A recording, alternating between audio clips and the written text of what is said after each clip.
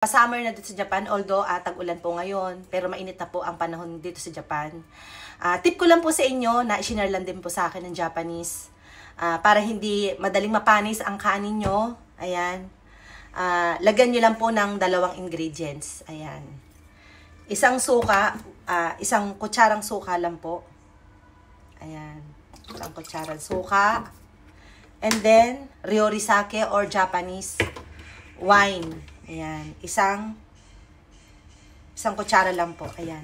That's it. Napakasimple lang po. Sana gawin nyo.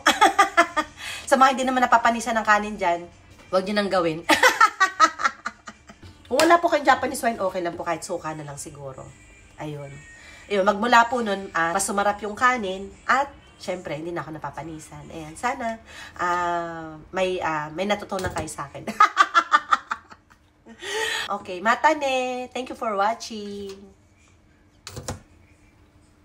Ayan, sana po magawa nyo yung ginawa ko or sundan yung ginawa ko. I promise na ko, hindi kayo mapapanisan ng kanin.